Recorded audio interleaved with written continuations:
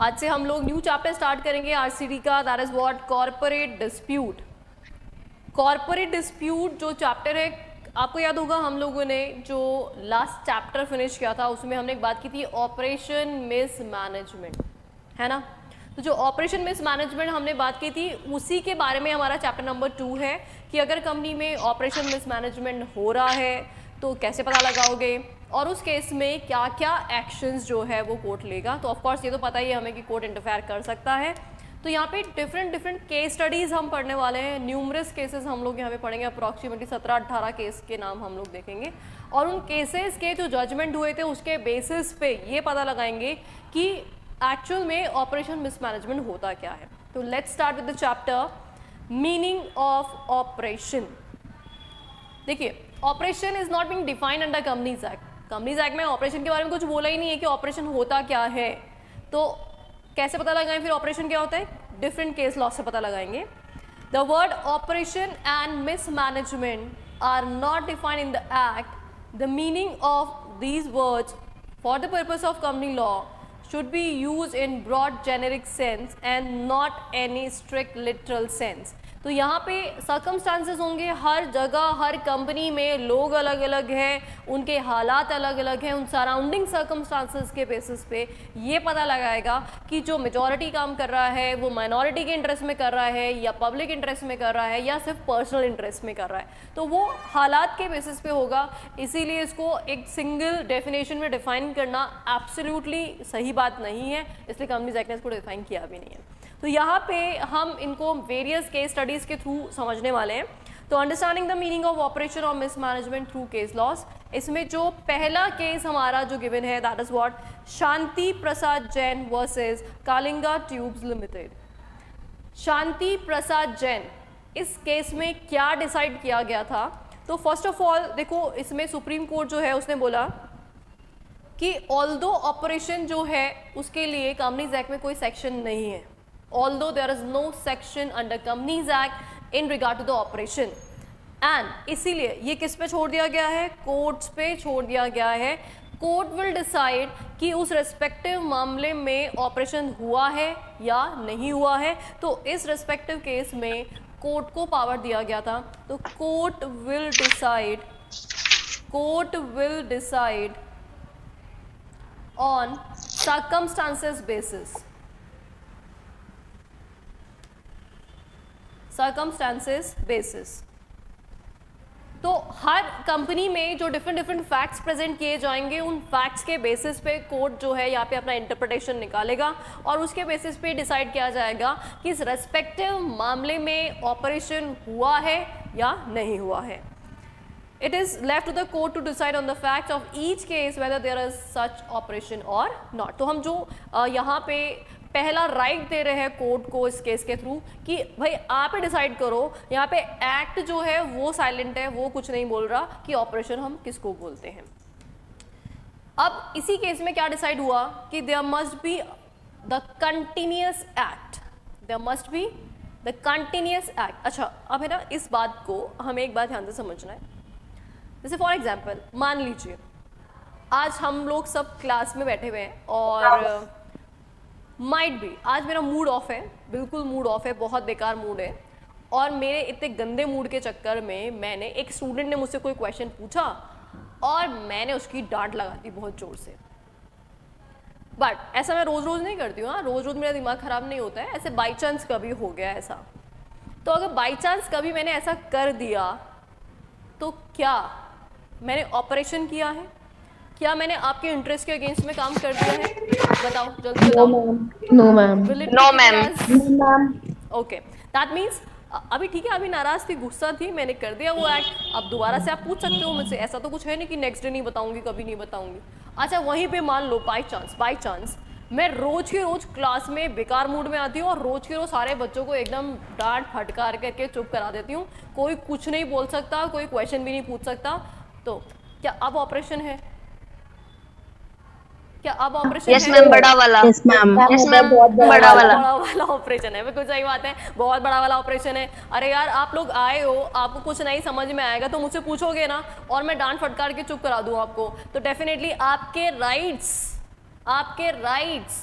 जो है उसका वायलेशन कर रही हूँ मैं, तो it must be A continuous process. देखो यहाँ पे ना अब सिंगल एक्ट के कंसर्न में भी आगे बहुत सारे केसेस आएंगे, तो अभी यहाँ पे हमें क्या समझना है कि अगर आपका एक्ट ऐसा है जो ऑन गोइंग है, चलता जा रहा है, उसको बोलते हैं कंटिन्यूअस एक्ट, जिसका इम्पैक्ट जो है वो लॉन्ग टर्म तक पड़े जाएगा जो भी शेयर होल्डर्स है उनके ऊपर, तो उस केस में इसको ऑपरेशन माना जाता है। वेयर एज अगर शॉर्ट रन में कभी कभार कुछ हो गया और फिर कभी कभी अब इतने सारे लोग हैं, कभी कभी हो सकता है कि उन दोनों के बीच में अंडरस्टैंडिंग सेट नहीं हो रही हो, मेजॉरिटी माइनॉरिटी के विचारधाराएं अलग अलग हो सकती है, तो वहाँ पे ये सब कुछ डिस्प्यूट होते रहते हैं।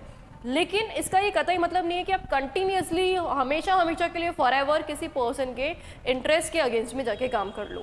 तो इसी के बारे में इस रेस्पेक्टिव केस में डिसाइड हुआ, there must be continuous act on the part of majority shareholders continuing up to the date of petition. मतलब कंटिन्यूइंग कहाँ तक? Up to the date of petition. जिस दिन पेटिशन फाइल की तब भी वो ऑनगोइंग चल रहा था, चले ही जा रहा था, continuing act. Showing that the affairs of the company were being conducted in a manner oppressive to some part of the members। तो ongoing है, continuing है, और इससे पता चलता है कि कुछ रेस्पेक्टिव ग्रुप या क्लास ऑफ मेंबर्स के इंटरेस्ट के अगेंस्ट में ये ऑपरेसिव है, तो ऐसे एक्ट्स के केस में उसको ऑपरेशन मिसमैनेजमेंट माना जाएगा। The conduct must be burdensome, harsh, wrongful, इस टाइप का वो कंडक्ट होना चाहिए। And mere lack of confidence between the majority shareholder and the minority shareholder would not be enough unless the lack of confidence springs from operation of minority by the majority in the management of company's affairs, and such operation must involve at least an element of lack of probity or fair dealing to a member in the matter of his proprietary rights as a shareholder। तो basically ये तो इतनी सारी रामायण दे रखी है, इस रामायण का basic crux ये है कि वो जो ट्रांजेक्शन है वो कंटिन्यूइंग वन होना चाहिए,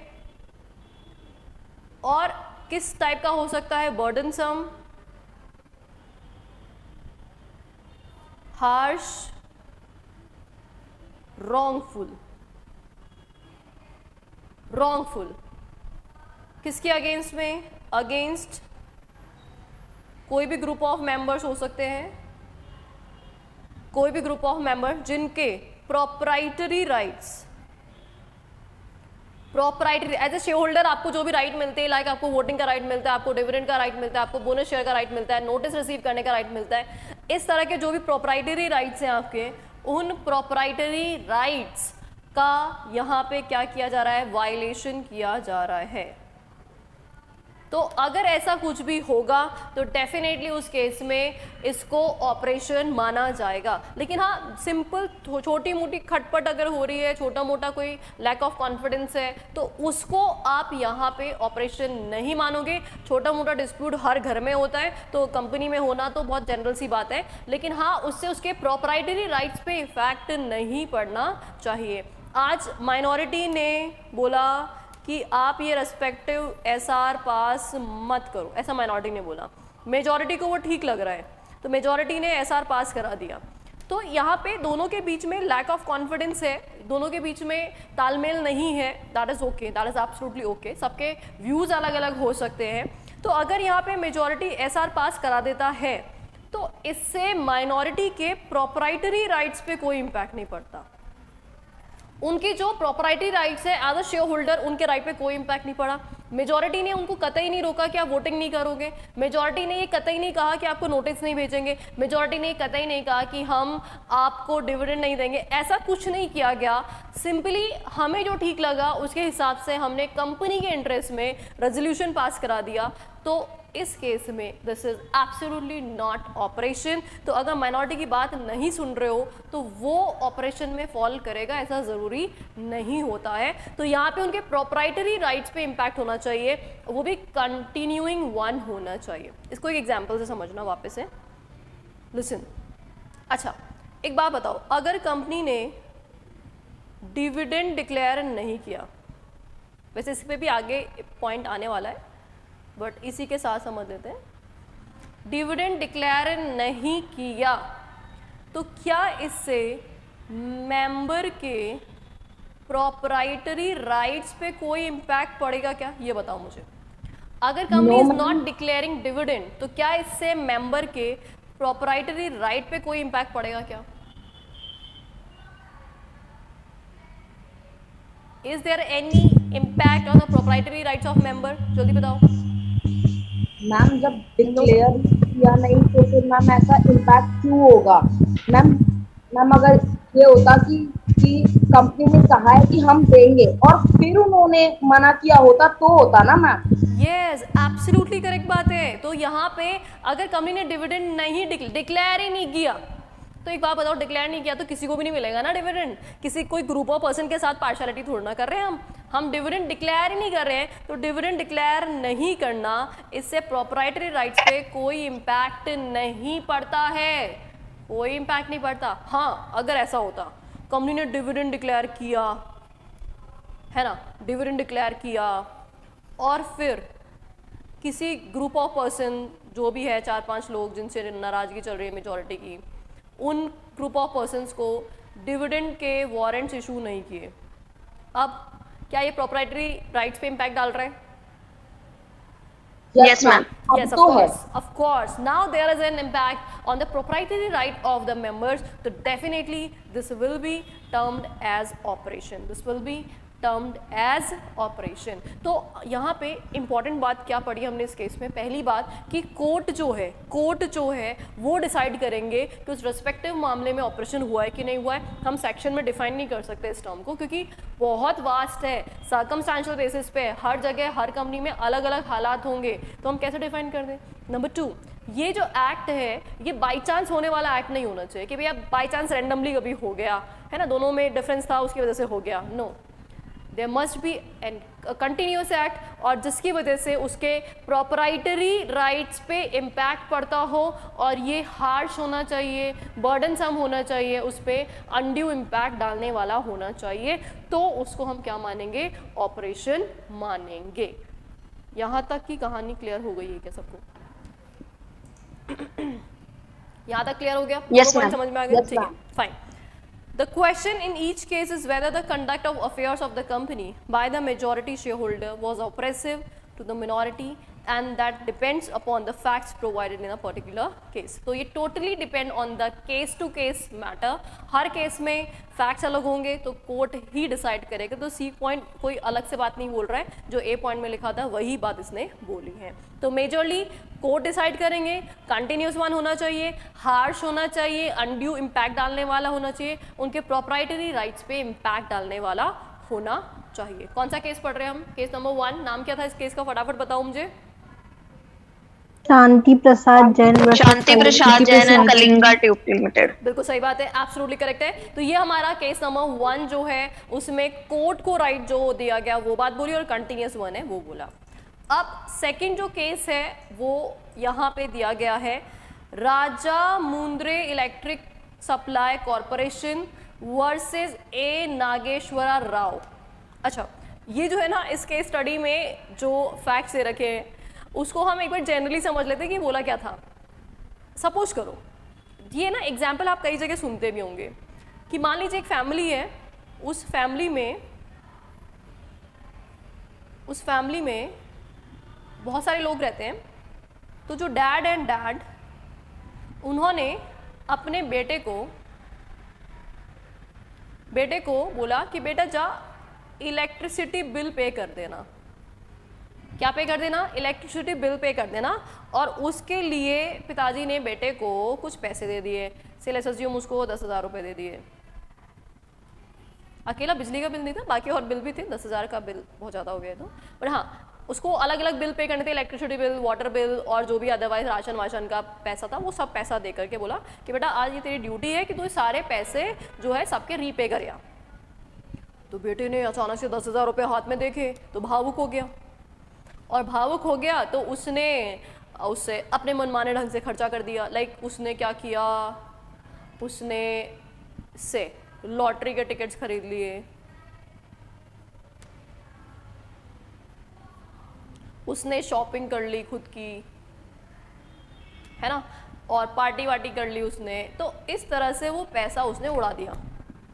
पिताजी ने पैसा दिया था सारे बिल पेमेंट करने के लिए और भाई साहब को कुछ सूझी और उसने ये सारे पैसे जो है ऊट पटांग हरकतों में खर्चा कर दिया।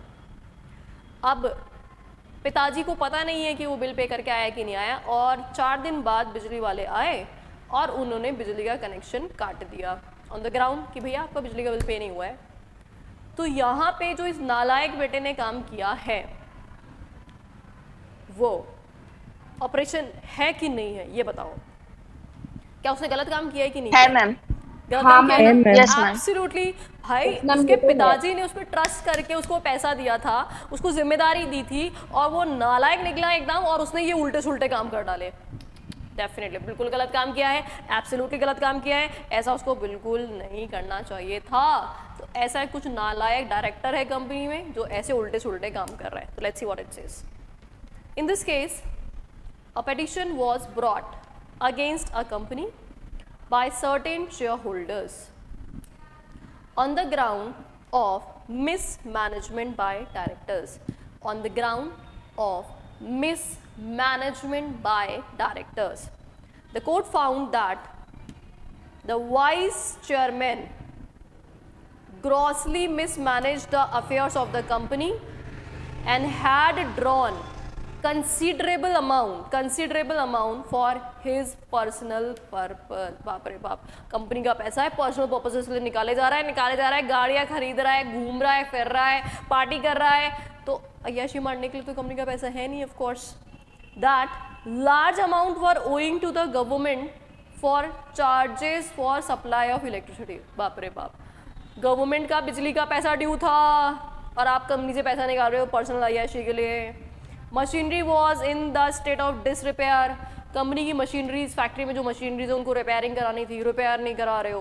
That the directorate had become greatly attenuated and a powerful local junta was ruling the rules. तो यहाँ पे इन्होंने बोला भाई यहाँ पे आप डिक्टेटरशिप चला रहे हो, एक तरह से लोगों का पैसा है उनके लिए यूज़ करना था, आप उनके लिए यूज़ करने की जगह पे पर्सनल बेनिफिट के लिए उसको यूज़ किए जा रहे हो, आप उस पैसे को मिस यूटिलाइज कर रहे हो, कंपनी में इलेक्ट्रिसिटी बिल पे नहीं कर रहे हो, मशीनरीज को रिपेयर नहीं करा रहे हो, ये सब काम जो आपको करने चाहिए थे वो आप नहीं कर रहे हो। तो मिसमैनेजमेंट है कि नहीं है? ऑफ कोर्स है। And the shareholders outside the group of the chairman were powerless and set matters right.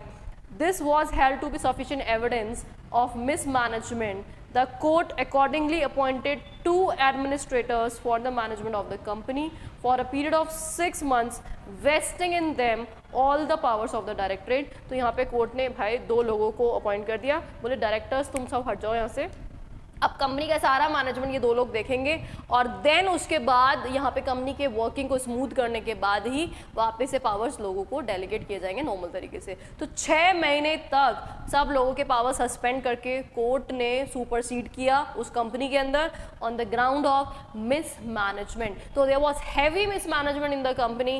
Company के जो डायरेक्टर्स थे वो अपनी मनमानी कर रहे थे, जो उनके गैंग के लोग थे सिर्फ उन्हीं के बारे में सोच रहे थे, उनके गैंग के बाहर के जो भी लोग थे जो उनको सपोर्ट नहीं कर रहे थे उनके अगेंस्ट में काम किए जा रहे थे। तो ऐसा मिसमैनेजमेंट डेफिनेटली कंपनी में नहीं चलेगा, ये मिसमैनेजमेंट बिल्कुल भी अलाउड नहीं होगा। क्या था हमारा केस का नाम? Rajahmundry electric supply corporation versus A Nageswara Rao. तो इस केस में इलेक्ट्रिसिटी से आप लोग जो है केस का नाम याद कर सकते हो कि कंपनी के इलेक्ट्रिसिटी बिल वगैरह ड्यू थे, है ना, तो इस तरह के जो भी काम थे तो वो ड्यूज थे। तो यहाँ पे ये this was a case of mismanagement. तो अगर ऐसा कोई भी मिसमैनेजमेंट कंपनी में दिखाई देगा तो definitely court will interfere, definitely court will interfere. Is this okay? क्या ये केस आपको समझ में आ गया है? Yes ma'am. Yes ma'am. Right. अच्छा, हमने 2 बातें पढ़ ली। पहले केस में जो शांति पाटिल वाला केस था उस केस में हमने क्या पढ़ा कि अगर ये डिसाइड करना है ऑपरेशन मिसमैनेजमेंट है या नहीं तो ये कोर्ट डिसाइड करेगा। देखो हर केस के की पॉइंट्स आपको बना के रखने हैं, की पॉइंट्स बना के रखोगे तो आप आसानी से एग्जाम में लिख पाओगे। तो आप केस की पूरी स्टोरी रामायण जो एग्जाम से एक दिन पहले पढ़ नहीं पाओगे। तो what you need to do, case का नाम लिखो और उसके की पॉइंट 2-3 जो है वो लिखो। तो आप शांति पाटिल वाले केस में क्या लिखोगे? Number 1 it is on the court to decide, है ना, तो it is duty of court, एक लाइन लिख लो। नंबर 2 कंटिन्यूस एक्ट होना चाहिए और इफेक्ट ऑन प्रोप्राइटरी राइट्स और अनड्यू जो भी इम्पैक्ट डाल रहे हैं वो होना चाहिए। तो ये हमारा शांति पाटिल केस का क्रक्स था। सेकेंड केस जो अभी हम पढ़ रहे हैं, इस केस के अंदर मिसमैनेजमेंट का केस था। जो भी चेयरमैन था, वाइस चेयरमैन जो था, उसने इलेक्ट्रिसिटी बिल पे नहीं किए, कंपनी की मशीनरी को रिपेयर नहीं कराया, कंपनी का मैनेजमेंट जो है बहुत ही भयंकर तरीके से चल रहा था, जो माइनॉरिटी उनकी बात नहीं सुनी जा रही थी। तो this was the case of mismanagement. तो यहाँ पे कोर्ट ने इंटरफेयर किया और 2 एडमिनिस्ट्रेटर्स कंपनी में अपॉइंट करवा दिए। ठीक है, चलिए अब हम थर्ड पे पढ़ रहे हैं, that is what basis of single act treatment. Single act treatment, first case में मैंने कंटिन्यूस एक्ट बोला था, अब यहां पे बोल रहे हैं सिंगल एक्ट। अच्छा देखो, कंटिन्यूस एक्ट तो हमें समझ में आता है कि ऑन गोइंग चले जा रहा है, उसका इम्पैक्ट लॉन्ग टर्म का है।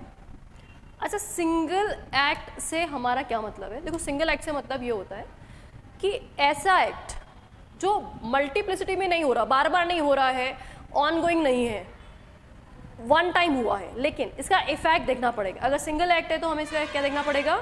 इफेक्ट। अब इफेक्ट क्या हो सकता है? कंटिन्यूस हो सकता है, या फिर इफेक्ट जो हो सकता है वो सिंगल भी हो सकता है।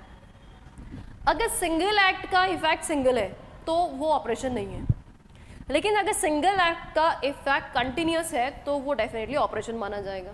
जैसे फॉर एग्जाम्पल, क्या बोलना चाह रही हूँ मैं, ऐसे ऊपर से निकल गया सब कुछ, सुनना ध्यान से। कंपनी ने एक मेंबर है मिस्टर ए, उसको बोनस शेयर इशू नहीं किए, अच्छा ये सिंगल एक्ट है या मल्टीपल एक्ट है, ये बताओ सबसे पहले तो, whether this act is single act और multiple act. Continuous act, single act है, this is single act, of course, बिल्कुल सही बात है, बोनस शेयर इशू नहीं किया, इट्स अ सिंगल एक्ट, ठीक है, this is a single act. अच्छा, इसका इम्पैक्ट जो है, इसका इफेक्ट जो है वो कंटिन्यूस है या सिंगल है? इस ट्रांजैक्शन का जो इम्पैक्ट शेयर होल्डर पे पड़ेगा वो कंटिन्यूस है या सिंगल है? कंटिन्यूस है, ये कंटिन्यूस है, सिंगल नहीं है। इसका इम्पैक्ट क्या है? कंटिन्यूस। आप सोच रहे हो कैसे कंटिन्यूस? ये इम्पैक्ट हमेशा के लिए पड़ गया उस पर, उसको बोनस शेयर नहीं मिलेगा, नहीं मिलेगा उस शेयर पे वोटिंग राइट कभी नहीं मिलेंगे उसको, इस शेयर पे जो एक्स्ट्रा डिविडेंड मिलता वो भी नहीं मिलेगा, वोटिंग कभी नहीं मिलेगा, ठीक है ना। नंबर 2, इस शेयर पे कभी भी डिविडेंड उसको नहीं मिलेगा। तो यहाँ पे एक बोनस शेयर नहीं मिलने से उसका हमेशा का राइट इम्पैक्ट हो गया है ना। तो यहाँ पे ऑल्दो ट्रांजेक्शन 1 था, लेकिन इसका इम्पैक्ट क्या हो रहा है? ऑन गोइंग फॉरएवर चलते जा रहा है। बात समझ में आई क्या सबको? बात समझ में आई? Yes ma'am. अच्छा, यस मैम। अच्छा, दूसरा एग्जाम्पल सुनना। मान लो कंपनी है, कंपनी उसने नोटिस भेजा मीटिंग का, नोटिस ऑफ मीटिंग। अच्छा, अब मीटिंग का नोटिस जो है किसी मिस्टर ए को नहीं मिला, not received. Is this a single act और continuous act? Ma'am single act है, बिल्कुल सही बात है, इट्स अ सिंगल एक्ट। अच्छा, अभी मीटिंग का नोटिस नहीं मिला इसलिए वो मीटिंग में नहीं आया, तो ये जो इसका इफेक्ट है ये सिंगल है कि कंटिन्यूस है? सिंगल है मैम, सिंगल है। एब्सोल्युटली करेक्ट बात है, इसका इफेक्ट क्या है? सिंगल ही है। तो यहाँ पे आपको ये देखना है कि जो सिंगल एक्ट हुआ है उसका इफेक्ट क्या पड़ने वाला है। अगर उसका इफेक्ट कंटिन्यूस है तो ऑपरेशन है, अगर उसका इफेक्ट कंटिन्यूस नहीं है तो माइट भी कोर्ट इंटरफेयर ना करे और उसको ऑपरेशन ना माने। तो ये कोर्ट की डिस्क्रिप्शन पे है कि कोर्ट इसको कंसिडर करेगा या नहीं करेगा। तो यहाँ पे कुछ केसेस दे रखे हैं, देखो कौन कौन से केसेस दे रखे हैं। तो पहला केस इसमें दे रखा है Maharashtra power development corporation limited versus Dabhol power company. अब यहाँ पे क्या डिसाइड किया गया था इस केस के अंदर, let's understand. It was held that an irregular और illegal action irregular or illegal action is not per se oppressive, but the illegality of an action may have a bearing upon its oppressiveness. क्या बोलना चाह रहे हैं? अच्छा, कोई भी irregular act है, एनी इरेगुलर एक्ट, क्या इससे ज़रूरी है कि हमेशा हमेशा माइनॉरिटी का इंटरेस्ट एडवर्सली इम्पैक्ट हो ही हो? No ma'am. ये ज़रूरी थोड़ा ना कि हमेशा जो भी इरेगुलर एक्ट है उससे माइनॉरिटी का इंटरेस्ट अफेक्ट होगा ही होगा, ऐसा तो कतई ज़रूरी नहीं है। बहुत बार आप इलीगल एक्ट करते हो लेकिन उससे माइनॉरिटी का फ़ायदा भी हो जाता है ना, कभी कभी हो सकता है कि नहीं हो सकता।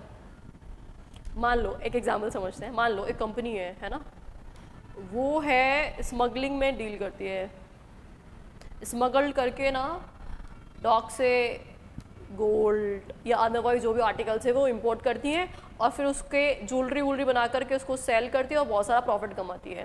तो सेल करके जो प्रॉफिट आया, अल्टीमेटली उस प्रॉफिट को शेयर होल्डर्स को डिविडेंड के फॉर्म में डिस्ट्रीब्यूट किया गया। तो ऑल्दो ये एक्ट क्या है, इलीगल है ना, whether this act is legal or illegal? Illegal ma'am. Of course smuggling कर रहे हो यार, स्मगलिंग कर रहे हो तो स्मगलिंग तो इलीगल ही है, लेकिन उससे क्या माइनॉरिटी का ऑपरेशन हुआ? क्या माइनॉरिटी पे ऑपरेशन नहीं हुआ, माइनॉरिटी पे कोई इम्पैक्ट नहीं पड़ा। तो यहाँ पे ये बोलना चाह रहा है कि ज़रूरी नहीं है, ये ज़रूरी नहीं है कि जब भी आप कोई भी इरेगुलर या इलीगल एक्शन करोगे तो उससे हमेशा ऑपरेशन होगा ही होगा। हाँ, लेकिन ये बात भी एकदम क्लियर कट है, ये बात एकदम क्लियर कट है कि कभी भी लीगल एक्ट जो होता है उससे ऑपरेशन होता ही नहीं है। सुना मैंने क्या बोला? दो टाइप के एक्ट होते हैं, एक तो लीगल, एक इलीगल। जो लीगल है ना, लीगल काम अगर आप करोगे ना तो नेवर ऑपरेशन है वो, नेवर ऑपरेशन, वो ऑपरेशन हो ही नहीं सकता कभी भी। हाँ, लेकिन इलीगल के केस में दोनों बातें हो सकती है, वो ऑपरेशन हो भी सकता है और ऑपरेशन नहीं भी हो सकता। Is this clear? क्या ये बात समझ में आ गई है ना? तो लीगल तो हमेशा ही हमेशा ऑपरेसिव नहीं है, तो इसको तो हमेशा हटा ही दो। तो इसका मतलब डिस्प्यूट किसको लेकर होगा? इलीगल एक्ट को लेकर के होगा।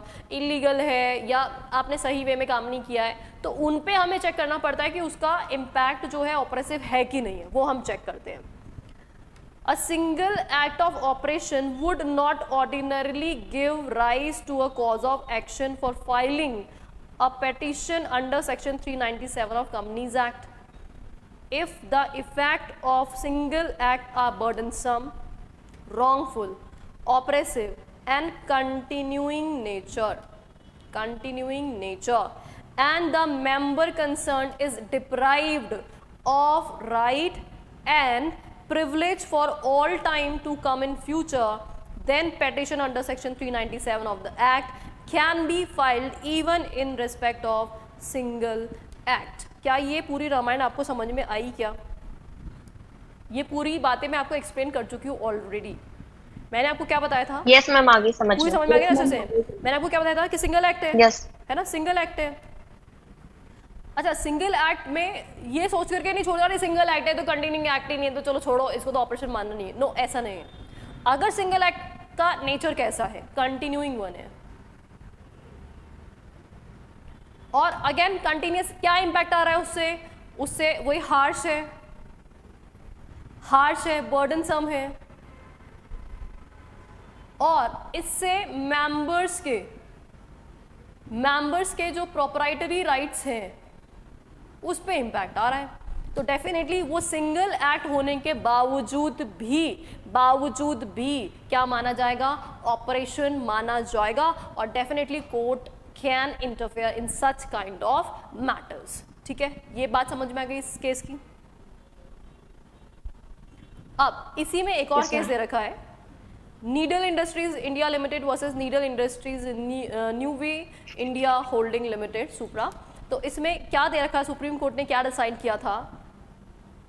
True position is that an isolated act which is contrary to the law may not necessarily and by itself support the inference that law was violated with a malafide intention, or that such violation was burdensome, harsh or wrongful, but a series of illegal acts following upon one another can in the context lead justifiably to conclusion that they are part of some transaction of which the object is to cause or commit the operation of person against whom those acts are directed. अच्छा, अब ये needle industries company का जो case हुआ था, इसमें ये decide हुआ था, देखो जनरली क्या होता है कि जब भी कोई गलत काम होता है, मोस्ट ऑफ द केसेस में जब भी कोई गलत काम होता है तो वहाँ पे सीरीज ऑफ ट्रांजेक्शन होता है, एक ट्रांजेक्शन, दूसरा, तीसरा, चौथा।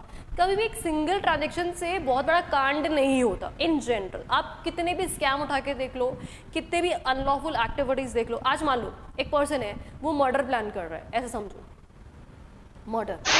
अगर किसी का मर्डर प्लान करेगा तो ऐसे थोड़ी ना कि डायरेक्टली उठ करके बिना प्लानिंग के स्ट्रेट अवे वो मर्डर कर देगा किसी का, नो।